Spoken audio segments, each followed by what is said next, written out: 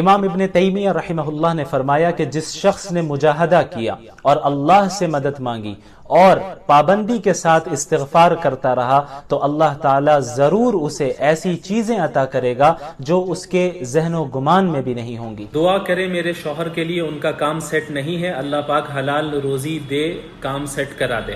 اللہ رب العالمین سے دعا ہے کہ آپ لوگوں کی تمام مصیبتوں کو اور مشاکل کو ختم فرمائے اور رزق حلال عطا فرمائے۔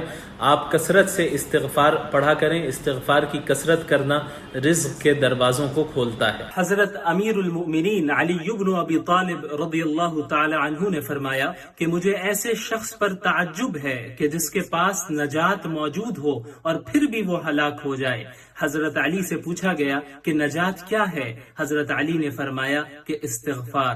اسی کو اللہ تعالیٰ نے قرآن کریم میں فرمایا وَمَا كَانَ اللَّهُ مُعَذِّبَهُمْ وَهُمْ يَسْتَغْفِرُونَ کہ اللہ تعالیٰ انہیں اس وقت تک عذاب نہیں دے گا جب تک وہ استغفار کر۔ اسلام ورسز فیمنزم، جو کہ بہت ہی امپورٹنٹ ٹاپک ہے اور میں سمجھتا ہوں کہ اس کا پچھلے ٹاپک سے بہت گہرا تعلق ہے، اس سے ریلیٹڈ ہے۔ پچھلے ہفتے ہم لوگوں نے لبرلزم کے بارے میں جانا تھا کہ لبرلزم کی ابتدا کیوں ہوئی اور کب ہوئی۔ آج ہم فیمنزم کے اوپر انشاءاللہ تعالی بات کریں گے اور شروع میں کچھ پریزنٹیشن پیش کروں گا، اس کے بعد جو ہمارے گیسٹ ہیں وہ ہمارے ساتھ انشاءاللہ تعالی جڑیں گے۔ دیکھیں، لبرلزم اور فیمنزم کا بہت گہرا تعلق ہے۔ فیمنزم کو ایز اے ٹول استعمال کیا گیا ہے لبرلزم کو پروموٹ کرنے کے لیے اور اسے عام کرنے کے لیے پوری دنیا میں۔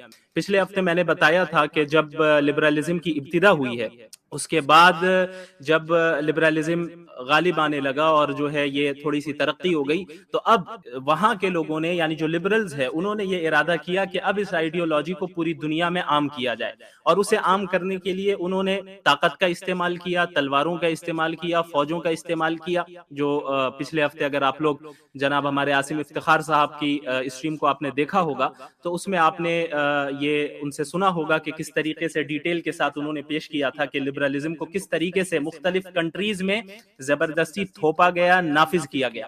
لیکن اب یہ جو کولونیلزم کا زمانہ شروع ہوا ہے تو اب ظاہر ہے ایک باہر کے افراد آ رہے ہیں کسی ایسی جگہ پہ دوسرے کنٹری میں اور وہاں پر حکومت کرنا چاہ رہے ہیں، اقتدار حاصل کرنا چاہ رہے ہیں، تو یہ اتنا آسان نہیں ہوتا ہے۔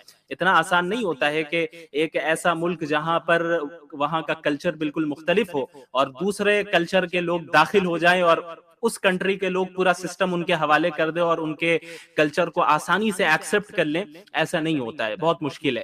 تو اس چیز کو آسان بنانے کے لیے کہ حکومت کرنا آسان ہو اور پھر جو ہے اس طرح وہاں کے لوگوں کی ذہن سازی اس طرح کی جائے کہ یہ سمجھیں کہ ہم بھائی فورس کرنے نہیں آ رہے ہیں بلکہ ہم تو مسیحا بن کے آ رہے ہیں، ہم تو ویمن رائٹس کے لیے لڑنے کے لیے آ رہے ہیں، ہم تو ہیومن رائٹس کے لیے لڑنے کے لیے آ رہے ہیں، ہمارے حساب سے آپ کے کنٹری میں جو ہے وہ ظلم و زیادتی ہو رہی ہے، انسانی حقوق نہیں دیے جا رہے ہیں۔ تو یہ ایک بہانہ تھا، یہ جو لیبلز ہیں ویمن رائٹس کے اور پھر ہیومن رائٹس کے، یہ ایک بہانہ تھا سامراجیت کا اور کولونیلزم کا، اور وہاں جا کر دوسرے کنٹری میں کے تمام چیزوں پر قبضہ کرنے کا، وسائل پر قبضہ کرنے کا، حکومت اور اقتدار پر قبضہ کرنے کا یہ بہانہ تھا، اور یہ طریقہ اختیار کیا گیا۔ اور اس طریقے کو اختیار کرنے والے آج بھی ہیں، یعنی جنہوں نے کیا ویسٹ کے لوگوں نے کیا، آج بھی یہی کہتے ہیں کہ بھئی یہ طریقہ اختیار کیا جائے۔ ابھی ریسنٹلی ہی ایک صاحب ہیں جوزف بورل کے نام سے، جو کہ یورپین یونین کے،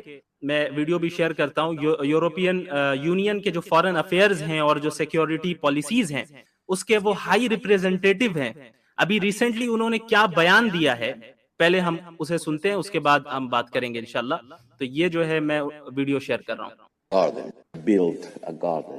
The rest of Europe is a garden. We have built a garden. The rest of the world, and you know very well, Federica, is not exactly a garden. The rest of the world, most of the rest of the world is a jungle. And the jungle could invade the garden. And the gardeners should take care of it. The jungle has a strong growth capacity and the world will never be high enough in order to protect the garden. The gardeners has to go to the jungle. اب آپ دیکھیں انہوں نے کیا کہا ہے، انہوں نے یہ کہا ہے کہ ہم نے جو ہے یوروپ کو ایک گارڈن بنا دیا ہے، یہ یوروپ ایک گارڈن ہے، اور جو دوسری دنیا ہے یعنی جو دیگر ممالک ہے یوروپ کے علاوہ جو دیگر کنٹریز ہیں وہ جنگل ہے، وہ گارڈن نہیں ہے. یعنی ہم نے تو زبردست سسٹم قائم کر دیا, ہم نے زبردست معاشرہ تیار کر دیا ہے, اور جہاں جو کنٹری یورپین سسٹم پر نہیں ہے, جو ہمارے نظریات کو نہیں مانتے ہیں, وہ کیا ہے, وہ جو ہے جنگل ہے, اور جنگل کے اندر یہ کیپیسٹی ہوتی ہے کہ وہ اس کی گروتھ ہوتی ہے, وہ جنگل پھیلتا ہے.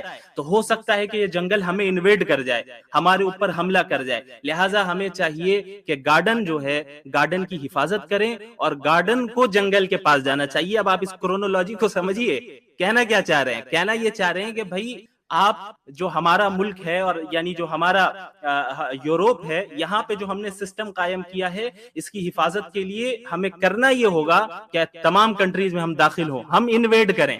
وہ ہمیں انویڈ کر سکتے ہیں, اس سے پہلے ہم آگے چلے جائیں اور وہاں جا کر جو ہے انہیں بھی گارڈن بنانے کی کوشش کریں. تو یہ صریح طور پر یہ کہنا چاہ رہے ہیں کہ بھئی ہم جو ہے اسے سپورٹ کرتے ہیں کہ ہم دوسرے کنٹری پر جا کر قبضہ کریں, جو ماضی میں انہوں نے کیا, حال میں بھی کر رہے ہیں, مستقبل میں بھی کرنے کا پورا ارادہ رکھتے ہیں. اور بڑا تعجب ہوتا ہے کہ یہ حضرات جب کہتے ہیں کہ گارڈن ہم نے گارڈن بنایا ہے, بھئی حقیقی معنی میں جنگل کون ہے یہ ہم سب جانتے ہیں. ڈیٹا بتاتا ہے, ہم دیکھ رہے ہیں کہ بھئی کس طریقے سے عورتوں پر ظلم و زیادتی یورپین کنٹریز میں زیادہ ہوتی ہے, کس طریقے سے ریپ کیسز, عورتوں کے ریپ کیسز یورپین کنٹریز میں زیادہ ہیں, کس طریقے سے وہاں پر شادی کے بغیر بچے پیدا ہو رہے ہیں, ماں باپ چھوڑ دے رہے ہیں انہیں, سائیکولوجیکلی بچے ڈسٹربڈ پیدا ہو رہے ہیں, زندگی گزار رہے ہیں ڈسٹربڈ ہو کر, ڈیورسز ہو رہی ہیں, اور پورا فیملی سسٹم کرپٹڈ ہو چکا ہے, خراب ہو چکا ہے. یہ کہہ رہے ہیں کہ ہم گارڈن ہیں. بھئی اب جنگل کون ہے یہ آپ اور ہم اچھے طریقے سے جان سکتے ہیں. اب یہ لوگ کیا کرتے ہیں کہ بھئی دوسرے کنٹریز میں داخل ہوئے, اور پھر ابھی ماضی قریب میں ہی کیا ہوا کہ افغانستان میں یہ داخل ہوئے, وہاں ان لوگوں کی اچھے طریقے سے جب گارڈننگ کر دی گئی تو پھر بوریا بستر اٹھا کر وہاں سے چلے آئے. تو یہ کہنے کا مقصد یہ ہے کہ ان کا اصل مقصد یہی ہے کہ اپنی طاقت, اپنے سسٹم کو پوری دنیا میں زبردستی نافذ کیا جائے. اس کے لیے وہ ہر طریقہ اختیار کرنے کے لیے تیار ہے, اور اسی چیز کو کامیاب بنانے کے لیے فیمنزم کو ایز اے ٹول استعمال کیا گیا. فیمنزم کو اسی لیے پروموٹ کیا گیا. کیوں کیا گیا؟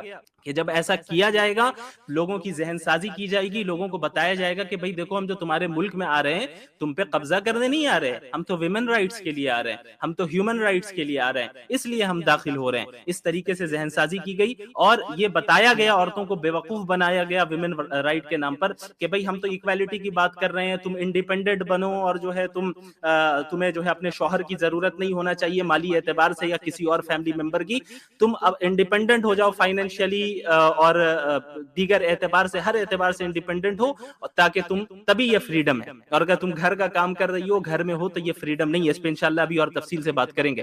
بہرحال ابتدا اس نیت کے ساتھ ہوئی, کیونکہ جب فیملی سسٹم خراب ہوگا, جو فیملی سینٹرک سسٹم ہوتا ہے, اس سسٹم کو ہٹا کر اسٹیٹ سینٹرک سسٹم بنانے کے لیے جو ہے فیمنزم کو عام کیا گیا ہے. کہ جب عورتوں کو ہی باغی بنا دیا جائے تو ظاہر ہے فیملی سسٹم تو برقرار نہیں رہ سکتا, اور جب فیملی سسٹم برقرار نہیں رہے گا, فیملی محدود ہو جائے گی, تو اور کوئی ایک دوسرے کا محتاج نہیں رہے گا, تو اب کیا ہوگا, سب کے سب اسٹیٹ کے محتاج بن جائیں گے, سب کے سب حکومت کے محتاج بن جائیں گے. اب فیملی ممبرز ڈیسائیڈ نہیں کریں گے کہ اس گھر کے ممبر کو کیا کرنا ہے, کیا نہیں کرنا ہے, کیا معاملہ ہونا ہے, کیا نہیں ہونا ہے. اب اسٹیٹ ڈیسائیڈ کرے گا, اب حکومت ڈیسائیڈ کرے گی. اس طریقے سے جب آپ نے فیملیز کو توڑ دیا تو کیا ہوا, اب حکومت کرنا پورے معاشرے میں آسان ہو جائے گا. تو اسی جو ہے نظریے کے ساتھ فیمنزم کو عام کیا گیا. تو بہرحال فیمنزم کے جو ہے مختلف ویوز ہیں.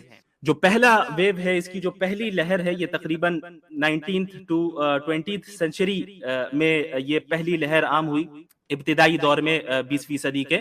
اور اس میں بنیادی طور پہ چند ایسی چیزوں کے لیے جو ہے آواز اٹھائی گئی جو کہ ایک اعتبار سے دیکھا جائے تو بہت مناسب ہے, کوئی غلط نہیں ہے. وہ اس اعتبار سے کہ یہ نعرہ لگایا گیا کہ بھائی عورتوں کو بھی رائٹ ٹو ووٹ ہونا چاہیے, یعنی جو سٹیزنز کو جو حقوق مل رہے ہیں, تمام سٹیزنز کو یکساں حقوق ملنے چاہیے, چاہے مرد ہو یا عورت ہو. اگر ووٹ کرنے کا حق مردوں کے پاس ہے تو عورتوں کے پاس بھی ہونا چاہیے.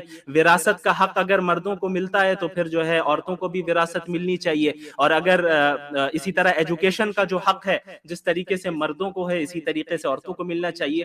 یہ وہ رائٹس ہیں, یہ وہ باتیں ہیں, یہ وہ چیزیں ہیں جو ابھی یورپ نے 100-150 سال پہلے حاصل کی ہیں اور اپنی عورتوں کو دیا ہے. اسلام نے 1400 سال پہلے دے کر معاملہ ختم کر دیا تھا. اور یہ جو ہے آج اس پوزیشن میں اپنے آپ کو سمجھ رہے ہیں کہ یہ ہم پر اعتراض کرے کہ بھئی جو ہے عورتوں کے حقوق تمہارے ہاں یہ نہیں ہے، تمہارے وہ نہیں ہے. اپنے ماضی کو دیکھو، اپنی تاریخ کو دیکھو، اور اپنے حال کو بھی دیکھ لو کہ تم نے عورتوں کے ساتھ کیا معاملہ کر رکھا ہے. بہرحال یہ سلسلہ جاری رہا. ابھی میں اس کے بعد ایک اور ویڈیو بھی پیش کروں گا، تاکہ جو میں نے یہ کہا ہے کہ فیمنزم ایک پولیٹیکل موومنٹ ہے، اور اپنے سسٹم کو نافذ کرنے کے لیے ویسٹ سے اسے عام کیا گیا ہے. تو یہ جو ہے میں انشاءاللہ اس سے ایک ویڈیو بھی دکھاؤں گا کہ یہ اس پر کس طریقے سے کام ہوتا ہے. بہرحال اس کے بعد سیکنڈ ویو ہے جو 1960s سے شروع ہوتا ہے، اور اس سیکنڈ ویو میں، فیمنزم کے سیکنڈ ویو میں جو باتیں پیش کی گئیں، جو نظریات پیش کیے گئے، یہ جو ہے اس کی وجہ سے آج جو ہے جتنی خرابیاں ہمارے معاشرے میں دیکھ رہے ہیں، ابتدا جو ہے بہرحال یہاں سے ہو جاتی ہے. سب سے پہلے اس میں سیکشوالٹی کے اوپر بات کی گئی کہ سیکشول لبرلائزیشن ہونا چاہیے، کہ ہر ایک کو اپنے یعنی اسے کس کے ساتھ زندگی گزارنی ہے، کس کے ساتھ نہیں گزارنی ہے، کس کے ساتھ جو ہے سیکشول ریلیشن قائم کرنا ہے نہیں کرنا ہے، کوئی کسی پر روک ٹوک نہیں کر سکتا، چاہے شادی کر کے کرے یا شادی کیے بغیر کرے. یہ جو آزادی، سیکشول آزادی جو دلانے کی کوشش کی گئی، جس کا نتیجہ آج ہم بھگت رہے ہیں. کس طریقے سے ہمارے یہاں بے حیائی عام ہو چکی ہے، اور طرح طرح کے نعرے آپ اور ہم سب سنتے رہتے ہیں کہ بھائی میرا جسم میری مرضی، یہ ساری چیزیں یہیں سے آتی ہیں. اس کے علاوہ یہ نعرے لگائے گئے کہ بھائی ہر چیز میں عورتوں کو ایکویلٹی دی جائے، ہر چیز میں. فرسٹ ویو میں کیا ہوا تھا، جو لیگل ایسپیکٹس ہیں اس پر بات ہوئی تھی. سیکنڈ ویو میں اب ہر چیز میں جو ہے ایکویلٹی کا دعویٰ کیا جا رہا ہے. اور کیا اچھا اس بات کو تسلیم کرتے ہوئے ایکویلٹی کا دعویٰ کیا جا رہا ہے کہ مین اینڈ وومن کے درمیان ڈفرینسز ہیں. سیکنڈ ویو کے جو لوگ تھے ایکٹیوسٹ، انہوں نے اس کو تسلیم کیا. وہ مانتے تھے کہ بھائی یعنی جو مین اینڈ وومن ہیں ان کے درمیان ڈفرینسز ہیں، لیکن ان تمام ڈفرینسز کے باوجود ایکولی ٹریٹ کرنا چاہیے. اس لیے عورتیں بھی جا کر باہر کمائیں گی، عورتیں بھی باہر نکلیں اور جو ہے تجارت کریں، اور انہیں جو ہے ہر اعتبار سے سوشلی اور اکنامکلی اور پولیٹیکلی ہر اعتبار سے انہیں جو ہے انڈیپینڈنٹ بنایا جائے. اور یہ ایک ایسی چیز ہے کہ ایک عقل مند انسان جو ہے یعنی غور کرے، تدبر کرے، تو سمجھ میں آ جائے گا یہ کتنی irrational بات ہے. اللہ رب العالمین نے عورتوں کو اور مردوں کو مختلف چیزیں دی ہیں، یعنی مختلف صلاحیتیں دی ہیں. ہمارے درمیان بایولوجیکل ڈفرینسز ہیں، کوئی انکار نہیں کر سکتا اس کا، کرنے والے کرتے ہیں، لیکن بایولوجیکل ڈفرینسز ہے، سائیکولوجیکل ڈفرینسز ہے، ایموشنل ڈفرینسز ہے. ان ڈفرینسز کی بنیادوں پر اللہ رب العالمین نے عورتوں کا دائرہ کار الگ رکھا، مردوں کا دائرہ کار الگ رکھا. یعنی بحیثیت انسان اسلام کے نزدیک دونوں برابر ہے، اللہ کے نزدیک بحیثیت عبد، بندہ اور بندے ہونے کی حیثیت سے دونوں برابر ہے. ثواب دونوں کو ملنا ہے. کتنی عورتیں ایسی ہوں گی جو مردوں سے آگے ہوں گی آخرت میں، جنت میں. اس میں تو ایکویلٹی ہے، لیکن جب بات آتی ہے ذمہ داریوں کی، جب بات آتی ہے کہ دائرہ کار کیا ہوگا، تو یہ اللہ رب العالمین نے مختلف رکھا ہے. تو اس جگہ پہ بھی جو جینڈر ایکویلٹی کا نعرہ لگایا جاتا ہے، اسلام اس جینڈر ایکویلٹی کو نہیں مانتا. اس کی وجہ یہ ہے کہ یہ جینڈر ایکویلٹی جسٹس کے خلاف ہے. اسلام ہر اس ایکویلٹی کو مانتا ہے جس ایکویلٹی میں جسٹس ہو، اور جس ایکویلٹی میں جسٹس نہ ہو اس ایکویلٹی کو اسلام ردی کی ٹوکری میں پھینکتا ہے. کیونکہ اصل عدل و انصاف ہے، اصل یہ ہے کہ کسی پر ظلم نہ کیا جائے، کسی کے اوپر اس کی صلاحیت سے بڑھ کر بوجھ نہ لادا جائے. یہ اسلام کی تعلیمات ہے. لیکن یہاں پہ کیا ہوا کہ بھائی عورتیں وہ کام بھی کریں جو عورت ہی کے ساتھ خاص ہے. ظاہر ہے بہت سی چیزیں ایسی ہیں جو مرد کر ہی نہیں سکتا. ریپروڈکشن کا معاملہ ہے، ولادت کا معاملہ ہے، کیا مرد کر سکتا ہے؟ کر ہی نہیں سکتا. یہ کام عورتوں کا ہی ہے، یہ عورت ہی انجام دیتی ہے. اور کتنے ایسے یعنی ایام ہوتے ہیں ہر مہینے کے جس میں سائیکولوجیکلی وہ جو ہے پریشان رہتی ہیں مینسز کی بنیاد پہ، اور چڑچڑا پن ہوتا ہے، بہت سی چیزیں ہوتی ہیں، بہت سی پریشانیاں ہیں. بایولوجیکل فزیکل ڈفرینسز ہے. ظاہری طور پہ عمومیت کی بات کرتے ہوئے جو مرد ہوتے ہیں وہ جسمانی اعتبار سے زیادہ اسٹرانگ ہوتے ہیں. تو کیا عقل اس بات کا تقاضا کرتی ہے کہ بھئی ہم یہ کہیں کہ بھئی ایسا ہے کہ جینڈر ایکویلٹی ہے تو اس وجہ سے کبھی مرد عورتوں کی حفاظت کرے اور کبھی عورت مرد کی حفاظت کرے؟ اگر لڑائی وڑائی ہو جائے کہیں پہ تو ایک بار ہم جائیں گے، اگلی بار تم جانا. ظاہر ہے کوئی اسے قبول نہیں کرتا، کوئی اسے ایکسپٹ نہیں کرے گا. سب یہی کہیں گے کہ بھائی یہ مردوں کی ذمہ داری ہے کہ عورتوں اور بچوں کی حفاظت کرے، یہ مردوں کی ذمہ داری ہے کہ ان کا خیال رکھے، کیونکہ جو بایولوجیکلی، فزیکلی اور سائیکولوجیکلی جس طریقے سے جو فرق ہے مردوں میں اور عورتوں میں، اس کا لحاظ کرتے ہوئے اسلام نے جو ہے دائرہ کار میں اور ذمہ داریوں میں فرق رکھا ہے. لیکن جو ویسٹرن سسٹم ہے وہ کیا چاہ رہا ہے؟ وہ یہ چاہ رہا ہے کہ بچوں کی ولادت بھی عورتیں کرے، اور مینسس سے جو گزرنے کی وجہ سے جو پریشانیاں آتی ہیں وہ بھی عورتیں اٹھائیں، اور جو اگرچہ اور جو جسمانی کمزوری ہے مردوں کے مقابلے میں اسے بھی وہ برداشت کرے، اور اس کے ساتھ ساتھ وہ کام بھی کرے جو مرد کر رہے ہیں، وہ باہر نکلے، وہ بھی کمائے. کمانے کی ذمہ داری تمہاری بھی ہے، تمہیں بھی انڈیپینڈنٹ بننا پڑے گا، انڈیپینڈنٹ ہو جاؤ. اور یہ تصور دیا گیا کہ بھائی یہ جو گھر میں بیٹھ کر آپ کام کر رہی ہیں، یہ جو ہوم سائنس ہے، یہ بہت ہی حقیر چیز ہے. جب تک آپ گھر میں ہیں تب تک آپ جو ہے جیل میں ہیں، آپ جو ہے قید ہیں. لیکن جہاں آپ گھر سے باہر نکلیں گی آپ آزاد ہو گئی. جب تک آپ حجاب پہن رہی ہیں آپ پر ظلم ہو رہا ہے، آپ پر پابندیاں ہیں. جہاں آپ نے اسکرٹ پہننا شروع کر دیا اب آپ آزاد ہیں. آپ گھر میں اگر اپنے ایک شوہر کی خدمت کر رہی ہیں تو یہ ظلم و زیادتی ہے، بہت بڑی ظلم و زیادتی ہے. یہ کون سی بات ہوئی کہ آپ جو ہے ایک مرد کے لیے چائے گرم کریں، چائے بنائیں، کھانا بنائیں، لیکن جب آپ گھر سے باہر نکل کے اپنی کمپنی کے باس کی چاپلوسی کریں، اپنی کمپنی کے باس کی فرما برداری کریں، اطاعت کریں، انہیں خوش کرنے کی کوشش کریں، یہ آزادی ہے، یہ آزادی ہے. اور آپ جب ایئر ہوسٹس بن کے سینکڑوں غیر محرم مردوں کے سامنے کھانا پروسیں، یہ آزادی ہے. لیکن اگر آپ نے اپنے بیوی، اپنے شوہر کے سامنے کھانا پروسا اور ان کو گھر میں کھانا دیا ان کے سامنے اور اسی کو اپنا کام سمجھ لیا، یہ آزادی کے خلاف ہے. یہ کیا مسئلہ ہے کہ گھر والوں سے ہی انڈیپینڈنٹ بنایا جا رہا ہے، ایک جگہ سے نکال کر دوسری پابندیوں میں اور دوسروں کی غلامی میں لگایا جا رہا ہے. اسلام نے تو یہاں پہ غلامی کا مسئلہ ہی نہیں رکھا، سارے حقوق دیے کہ بھائی یہ مرد کی ذمہ داری ہے کہ تمہیں کمانا ہے، کما کے لا کر کھلانا ہے، اور ہر اعتبار سے ضروریات کو پورا کرنا ہے، اس کی فائنینشیل ضروریات کو پورا کرنا ہے، جسمانی ضروریات کو پورا کرنا ہے، ہر اعتبار سے کرنا ہے. اور عورت کا کام یہ ہے کہ اپنے شوہر کی اطاعت کرے اور باہر کسی کے سامنے عورت کو جھکنا نہ پڑے. ساری ضروریات مرد پورا کرے گا، اس کی حفاظت کرے گا، اس کا خیال رکھے گا، اس کی ضروریات کو پورا کرے گا. اور اس عورت کو ایسا حقیر نہ بنا دیا جائے کہ راستے میں جا کے مردوں کے سامنے وہ پھرے اور ان کی آنکھوں کے سامنے جو ہے وہ اپنی زینت کا مظاہرہ کرے. اسلام نے اس کی اجازت نہیں دی. عورتوں کو ڈگنیٹی دی اور اسے ملکہ بنایا کہ جس طریقے سے اسلامی تعلیمات ہیں کہ جو مرد خواتین کی اور اپنی عورتوں کی یعنی ضروریات کو پورا کریں گے، اور اس طرح کی رسپانسبلٹی جو مردوں کے اوپر ہے وہ رسپانسبلٹی عورتوں کے اوپر نہیں دی گئی. آپ ایسے اسلامی گھروں کو دیکھیں پریکٹیکلی، اور جب آپ سب سمجھیں گے بھی اور اس نظام کو پڑھیں گے تب آپ کو پتہ چلے گا کہ اللہ رب العالمین نے عورتوں کا ہر اعتبار سے خیال رکھتے ہوئے ان کے دائرہ کار کو مختلف رکھا ہے. لیکن کیا ہوا اس سیکنڈ ویو میں؟ ہر اعتبار سے ایکوالٹی کا نعرہ لگایا گیا. یہ بھی بتایا گیا کہ دیکھو بچے پیدا کرنا ہے نہیں کرنا یہ تمہارا رائٹ ہے، یعنی اگر ابورشن کرنا چاہ رہی ہو کر دو، وہ بچہ جو تمہارے پیٹ میں ہے، رحم میں ہے، وہ مر جائے، قتل کر دو اس کو، کوئی فرق نہیں پڑتا، یہ تمہارا رائٹ ہے. کیوں فیملی کو کم کرنا ہے؟ جہاں زیادہ بچے ہوں گے فیملی سسٹم اسٹرانگ ہوگا، اور جہاں فیملی سینٹرک سسٹم قائم ہو گیا اسٹیٹ کچھ نہیں کر سکتا. پھر اسٹیٹ کو اکھاڑ کر پھینک دیا جائے گا، حکومتوں کو اکھاڑ کر پھینک دیا جائے گا. انہیں تو چونکہ حکومت کرنی تھی، انہیں اپنے نظام کو نافذ کرنا تھا، انہیں ہر فیملی کو کنٹرول کرنا تھا، اس وجہ سے یہ نظریہ قائم کیا گیا. بہرحال یہ سیکنڈ ویو ہے. سیکنڈ ویو میں اچھا جو فرسٹ ویو کا میں نے ذکر کیا، right to vote, right to education, وراثت کا رائٹ، یہ ساری چیزیں تو اس وقت جو بظاہر اچھی ہیں آواز لگائی گئی، لیکن یہ بھی یاد رکھیے گا اس وقت یہ نعرے لگائے گئے تو صرف وائٹ ویمن کے لیے لگائے گئے تھے، بلیک ویمن کے لیے نہیں، کیونکہ وہ تو جو بلیک افریکنز ہیں وہ تو حقیر ہیں ان کے نزدیک، انہوں نے غلام بنایا ہوا ہے. جب ان کے دور میں تو سلیوری عروج پر تھی. تو یہ جو نعرے لگائے گئے تھے فرسٹ ویو میں یہ صرف وائٹ ویمن کے لیے لگائے گئے تھے، بلیک ویمن کے لیے نہیں لگائے گئے تھے. اچھا سیکنڈ ویو بھی اس طرح گزرا اور 1990s کے بعد جو ہے تھرڈ ویو کی ابتدا ہوتی ہے. اب یہ دیکھیں تھرڈ ویو میں آنے کے بعد فیمینزم ایسی سچویشن پر آ جاتا ہے کہ اب یہ سائنٹیفک اصولوں کے خلاف جا چکا ہے. اب کیا ہوا تھرڈ ویو میں؟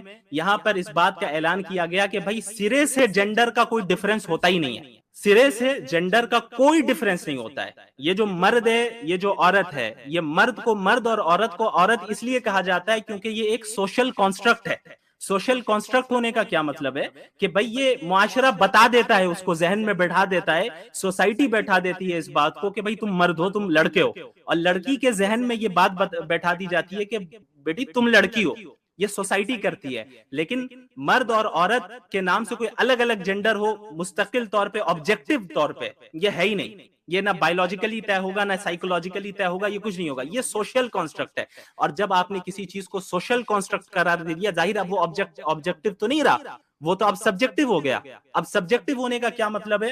اب اس میں یہ ہے کہ بھائی ہر عورت کو خود اختیار ہے کہ وہ ڈیسائیڈ کر لے وہ کیا ہے. ہر مرد کو، عورت کو، سب کو اختیار ہے. یہ جینڈر جو ہے کوئی سوسائٹی آپ کے اوپر تھوپ نہیں سکتی کہ آپ مرد ہیں. آپ اگر مرد ہیں بایولوجیکلی، حقیقی اعتبار سے تو، لیکن آپ کو اندر سے لگ رہا ہے کہ آپ مرد نہیں ہیں، تو آپ کوئی بھی جینڈر اختیار کر سکتے ہیں، کوئی مسئلہ نہیں ہے. اس تھرڈ ویو میں کیا ہوا پھر؟ یہ اختیار دے دیا گیا عورتوں کو بھی خصوصاً کہ آپ جو ہے فیمینزم جو ہے، آپ جس چیز کو فیمینزم سمجھے وہی فیمینزم ہے. یعنی اس کی ایکسپلینیشن، انٹرپریٹیشن آپ کو خود کرنا ہے، یا آپ بتائیں، کوئی اور نہیں بتائیں گے کہ فیمینزم کیا ہے. اور اس کو ایک گلوبل موومنٹ بنا دیا گیا. یعنی اب پوری دنیا کے ہر عورتوں کو ایسے ہی کرنا ہے. اور اسے جو ہے ایک اسٹینڈرڈ بنا دیا گیا کہ بھئی یہ فیمینزم ایک اسٹینڈرڈ ہے، اس سے ساری چیزوں کو جج کیا جائے گا. بڑا تعجب ہوتا ہے جو لوگ یہ کہتے ہیں کہ بھئی موریلٹی آبجیکٹو نہیں ہے، انہوں نے ان چیزوں کو اس آبجیکٹو معیار پر بیٹھا دیا. حالانکہ ان کے درمیان خود اختلاف ہے. فیمینزم میں بھی ایسا نہیں ہے کہ فیمینزم تمام جتنے بھی فیمینسٹ ہو سب کا ایک ہی نظریہ ہو. ظاہر ہے جب آپ نے یہ کہہ دیا کہ بھئی ہر انسان اپنے اعتبار سے اس کو ڈیفائن کر سکتا ہے تو پھر اس میں اختلافات ہوں گے، اور اختلافات ہو رہے ہیں، آج بھی ہو رہے ہیں. اب فورتھ ویو کی ابتدا ہوئی 2012 کے بعد، ابھی تک ہم لوگ فورتھ ویو میں چل رہے ہیں. تو اب اس کا نتیجہ کیا نکلا؟ تھرڈ ویو میں تو یہ بتا دیا گیا کہ بھئی جینڈر ڈفرینسز ہے ہی نہیں سرے سے. تو اب فورتھ ویو میں کیا ہو رہا ہے؟ اب تھرڈ ویو کے نتیجے میں ٹرانسجینڈرزم کو فروغ مل رہا ہے، بہت زیادہ فروغ دیا جا رہا ہے. ہم دیکھ رہے ہیں کہ بھئی ایک لڑکا ہے، ایک مرد ہے، بایولوجیکلی بالکل مرد ہے، لیکن اندر سے لڑکی سا فیل ہو رہا ہے. تو بھئی تم بہتر جانتے ہو کہ تمہیں کیا ہونا چاہیے. یہ سوسائٹی کیوں بتائے تم کو؟ تمہیں عورت بننا ہے، بس ٹھیک ہے، ابھی کل سے آدھار کارڈ میں لکھوا دیتے ہیں تم فیمیل ہو. یہ سسٹم اب آ رہا ہے. اور ایک عورت ہے، اس کو اندر سے لڑکا فیل ہو رہا ہے، وہ عورت بن جائے، وہ مرد بن جائے، اس میں کوئی فرق نہیں ہے. اس میں کیا پریشانی ہے؟ بن جائے نا، کوئی حرج کی بات نہیں، اس کا چوائس ہے بھائی. یہ مرد اور عورت ہونا یہ تو سوشل کنسٹرکٹ ہے. اب بتائیں اس کا نتیجہ کیا نکلے گا؟ نتیجہ نکل رہا ہے، ان کو بھی سمجھ میں آ رہا ہے. ابھی اس پہ لڑائی چل رہی ہے کہ جو ٹرانسجینڈرز ہیں، اب جو مرد عورت بن گئے اندر سے لڑکیوں کی فیلنگ کی وجہ سے، وہ کیا ویمن اسپورٹس میں شامل ہوں گے یا نہیں ہوں گے؟ کیونکہ عورت ہو گئے تو اب عورتوں کے ساتھ مقابلہ ہونا چاہیے. ابھی چند دن پہلے شاید میرے خیال سے کوئی نیوز بھی آئی تھی جس میں وہ ٹرانسجینڈر جو بندہ تھا، مرد ہے بایولوجیکلی، طاقت، مسلز ویسے ہی مردوں کی طرح، لیکن اس نے اپنے آپ کو فیمیل ڈکلیئر کیا، اسے فیل ہو رہا ہے، اس کو چینج کرنا ہے جینڈر. تو اب وہ چلا گیا لڑنے کے لیے اسپورٹس میں عورتوں کے ساتھ، وہاں ریسلنگ ہو رہی تو اس نے کھوپڑی پھاڑ دی اس عورت کی بیچارے کی. ظاہر ہے جسمانی اعتبار سے فرق تو ویسے ہی رہے گا نا. تو اب اس پہ لڑائی ہو رہی ہے کہ ٹرانسجینڈر کو آنا چاہیے نہیں آنا چاہیے.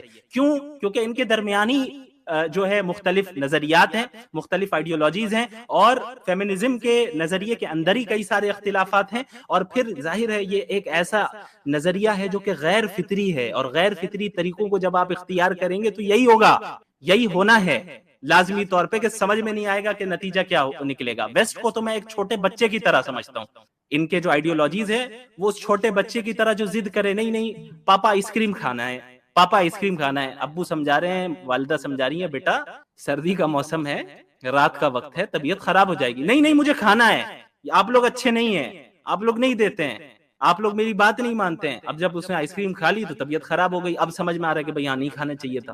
تو یہی ہو رہا ہے. اب جس جگہ پہ ویسٹ کھڑا ہو چکا ہے وہ پیچھے مڑ کر بھی دیکھے نا تو آسانی کے ساتھ وہ ریورس نہیں ہو سکتا، اب وہ پیچھے نہیں آ سکتا. اس طریقے سے معاملہ ہو گیا. اچھا، فورتھ ویو میں وومن امپاورمنٹ کی اب بات ہو رہی ہے کہ بھائی اب تک جو ہے مردوں نے جو ہے عورتوں کے اوپر ظلم و زیادتی کی ہے، انہیں حقیر سمجھا، انہیں دبا کے رکھا ہے. اب ویمن آئے گی، لیڈ کرے گی. اب ایکویلٹی ختم. اب جو ہے بات ہو رہی ہے کہ ویمن امپاورمنٹ کی بات ہو رہی ہے، اور اسے جو ہے اسٹیٹ آئیڈیالوجی کی طرح جو ہے تسلیم کیا جا رہا ہے اور پڑھایا جا رہا ہے. ہم سب جانتے ہیں کہ کس طریقے سے یہ ساری چیزیں ہو رہی ہیں. بہرحال اس کا کیا نتیجہ نکل رہا ہے؟ اب آپ بتائیں، یہ جو ٹرانسجینڈرزم کو عام کیا جا رہا ہے، اس کے کتنے خراب نتائج نکل رہے ہیں. بھائی یہ تو طے کیسے ہوگا کہ کون مرد ہے کون عورت ہے؟ اور پھر مرد اور عورت تو دور کی بات، اگر مرد اور عورت ہونا یہ سوشل کانسٹرکٹ ہے، تو ایک انسان کا انسان ہونا اور ایک کتے کا کتا ہونا یہ بھی تو سوشل کانسٹرکٹ ہے۔ کتے نے تو کہا نہیں کہ میں کتا ہوں، ہم نے نام دیا ہے نا، آپ کی سوسائٹی نے نام دیا ہے۔ اب کل کسی مرد کو اندر سے کتا کتا فیل ہونے لگے اور وہ کہے کہ میں آج سے انسان نہیں ہوں، میں کتا ہوں، تو اسے کیا کنورٹ کر دیں گے؟ ایسا ہو رہا ہے، ایسا ہو رہا ہے۔ ابھی کچھ مہینے پہلے ہی میں نے جو ایک نیوز پڑھی جس میں یہ بات تھی کہ بھائی ایک مرد ہے، اس نے یعنی بڑی مقدار پیسوں کی خرچ کی اس چیز پہ کہ اسے کتا بننا تھا، اور اسے ایکسپٹ کیا جا رہا ہے۔ معاشرے میں یہ ساری چیزیں ہو رہی ہیں۔ اب اس کی خرابیاں کیا ہوگی؟ خرابیاں یہ ہے کہ بھائی اب آپ دیکھیں مثال کے طور پہ کہ جو ہے اگر ایک مرڈرر ہے، اس نے مرڈر کر دیا اور اپنے آپ کو اس نے بلی ڈکلیئر کر دیا، یا ایک بندہ ہے جو یہ بھی رائٹ ہے دیا جا رہا ہے، اس پر بھی بات ہو رہی کہ بھائی ایک 50 سال کا بڈھا ہے، اس کو لگ رہا ہے کہ وہ 10 سال کا ہے، تو ہم اسے 10 سال کا ہی کنسیڈر کریں گے۔ اگر وہ کہہ رہے ہیں وہ 10 سال کا ہے تو 10 سال کا بچہ ہی کنسیڈر کیا جائے گا۔ تو اب آپ بتائیں، اب جو سارے قاتل جو ہیں وہ تو یہی کرنے لگ جائیں گے، سارے قاتل مار مار کر کہیں گے بھائی میں تو 10 سال کا بچہ ہوں۔ اب کیا اب وہ سزا نافذ کی جائے گی جو بڑوں پر نافذ کی جاتی ہے یا بچوں پر؟ یعنی ایسا کیوس برپا ہو چکا ہے، ایسا سسٹم درہم برہم ہو چکا ہے کہ ان سے بڑا جنگل کوئی نہیں ہے، اور یہ اپنے آپ کو کہہ رہے ہیں وی آر گارڈنرز۔ گارڈننگ تو ان کی ہونے کی بہت ضرورت ہے۔ تو یہ جو ہے فیمنزم جو دھوکہ دے رہے ہیں لوگوں کو۔ اچھا یہ بھی میں بتاؤں، مجھے بڑا افسوس ہوتا ہے کہ کئی مسلمان ایسے ہیں جو سمجھتے ہیں کہ بھائی میں مسلم فیمنسٹ ہوں، آئی ایم اے فیمنسٹ مسلم۔ تو وہ بندہ وہ ہے جس نے نہ فیمنزم کو جانا ہے نہ اسلام کو جانا ہے۔ عموماً کیا ہوتا ہے، فیمنزم کی طرف لوگ مائل ہوتے ہیں اس بات کو سن کر کے بھائی اچھا یہ لوگ ویمن رائٹس کی بات کر رہے ہیں۔ ویمن رائٹس کا کوئی انکار نہیں کر رہا ہے، اسلام نے جتنے ویمن رائٹس دیے اسے کسی مذہب نے نہیں دیے، چاہے رائٹ ٹو ایجوکیشن ہو یا وراثت کا حق ہو، اور اسلام نے جو ہے ووٹ دینے سے عورتوں کو پر کوئی پابندی تو نہیں لگائی ہے۔ اس کے علاوہ یہ سارے حقوق دیے کہ بھئی اس کے ساتھ کوئی ظلم و زیادتی نہ ہو، مرد اس کی حفاظت کرے، اگر اسے ہیرس کیا جائے گا تو قانون اسے سزا دے گی، اگر اس کا ریپ کیا جائے گا تو قانون اسے سزا دے گی۔ یہ ساری چیزیں جو ہے حقوق انہیں دیے گئے، اور اس کے بعد مردوں کی ذمہ داری ہے کہ فائنینشلی عورتوں پر کوئی بوجھ نہیں ہے، تمہیں کما کر لا کر دینا ہوگا۔ اگر یہ رائٹس تم پورے نہیں کر رہے ہو، عورت کو پورا اختیار ہے کہ اسلامی قاضی کے پاس جائے اور اپنا خلا لے کر معاملہ رفع دفع کروا دیں۔ پورے حقوق دیے جا رہے ہیں، ساری چیزیں دی جا رہی ہیں، اس کو ایک مقام اور مرتبہ دیا جا رہا ہے، لیکن جو ہے اس کے باوجود بعض لوگ یہ سمجھتے ہیں کہ ویمن رائٹس کے لیے ہمیں فیمنسٹ بننا پڑے گا۔ ایسا نہیں، یہ ایسا ہی ہے، یہ بالکل ایسا ہی ہے کہ میں کہوں کہ بھائی ہندو اسکرپچرز میں لکھا ہے کہ غریبوں کی مدد کرنا ہے، لہٰذا مجھے بھی کرنا ہے، اچھی چیز ہے، لہٰذا میں مسلم ہندو ہوں۔ کرسچنز کے اسکرپچرز میں لکھا ہے کہ غریبوں کی مدد کرنی چاہیے، مجھے بھی غریبوں کی مدد کرنا ہے، لہٰذا میں مسلم کرسچن ہوں۔ کہا جائے گا میرے بھائی دماغ صحیح ہے آپ کا، جو غریبوں کی مدد کرنے کا تعلق ہے تو قرآن میں بھی لکھا ہے۔ تو غریبوں کی مدد کرنے کے لیے آپ کو نہ ہندو بننے کی ضرورت ہے نہ کرسچن بننے کی ضرورت ہے، آپ مسلم ہو کر بھی غریبوں کی مدد کر سکتے ہیں، اور مسلم ہو کر ہی آپ کو کرنا ہے۔ یہی معاملہ ہے کہ بھئی جب ویمن رائٹس کی بات ہو رہی ہے تو ہمیں فیمنسٹ بننے کی ضرورت نہیں ہے، ہمارے پاس آلریڈی رائٹس موجود ہیں۔ ڈومیسٹک وائلنس ہوتے ہیں، میں نہیں کہہ رہا نہیں ہوتے، ہوتا ہے، اور عورتوں کے خلاف بھی ہوتا ہے، مردوں کے خلاف بھی ہوتا ہے۔ ابھی ہم صرف عورتوں کے مسئلے پہ بات کر رہے ہیں، جو عورتوں کے خلاف ڈومیسٹک وائلنس ہو رہا ہے، جو غلط ہو رہا ہے، اسلام نے تو اس پر پابندی لگائی ہے۔ اللہ کے نبی صلی اللہ علیہ وسلم نے فرمایا کہ خیرکم لنسائہم، تم میں سے سب سے بہتر شخص وہ ہے جو اپنی عورتوں کے ساتھ سب سے اچھا ہے۔ اب یہاں پہ یہ نہیں بتایا تم میں سب سے بہتر شخص وہ ہے کہ جس کی داڑھی جتنی زیادہ لمبی ہو، جو 10 رکعت پڑھتا ہو تہجد یا 50 رکعت پڑھتا ہو۔ خیرکم لنسائہم، تم میں سب سے بہترین شخص وہ ہے، وہ لوگ ہیں جو اپنی عورتوں کے ساتھ حسن سلوک کرتے ہیں۔ اور اللہ کے نبی صلی اللہ علیہ وسلم کے متعلق صحابہ صحابیات نے کیا فرمایا؟ ما ضرب رسول اللہ صلی اللہ علیہ وسلم خادما له ولا امرأة ولا ضرب بيده شيئا، او كما قال النبی صلی اللہ علیہ وسلم، کہ اللہ کے رسول صلی اللہ علیہ وسلم نے پوری زندگی میں نہ کسی اپنے خدمت کرنے والے پر ہاتھ اٹھایا، نہ کسی عورت پر ہاتھ اٹھایا۔ اللہ کے نبی کی تعلیمات تو پہلے سے موجود ہیں۔ ڈومیسٹک وائلنس کے خلاف تو ہم بولتے ہیں، لیکن ایز اے مسلم بولتے ہیں، ہمیں فیمنزم کی ضرورت نہیں ہے۔ اور فیمنزم کے جو یہ دو چار لیبلز کو دیکھ کر متاثر ہو کر ہم کہتے ہیں فیمنسٹ ہیں، وہ فیمنسٹ کے جڑوں سے واقف نہیں ہے، اس کے اصولوں سے واقف نہیں ہے، اس پروپیگنڈا سے واقف نہیں ہے. اب میں آپ کو ایک ویڈیو دکھانا چاہوں گا کہ اس فیمنزم کو کس طریقے سے پروموٹ کیا جا رہا ہے حکومتی سطح پر، یعنی جو میں نے بتایا کولونیلزم کو عام کرنے کے لیے، آسان بنانے کے لیے. یہ میں نہیں کہہ رہا، وہ عورت کہہ رہی ہے جس کو استعمال کیا ہے یو ایس اے نے. اب اس ویڈیو کو ذرا دیکھیں. I got approached by a group of people whose main aim was to destroy Islam. They wanted me to go to the university that they had chosen, where I would study Quran and Hadith and basically learn how to play with the Quran and the Hadith. They wanted to put me in the American Embassy in Egypt. When I graduated, I was supposed to study international relations, international law, and then, work with the embassies. And they had people set up everywhere, all over the world. They wanted me to work with women's rights and basically take women away from Islam, try to destroy the Muslim families through the women. And this...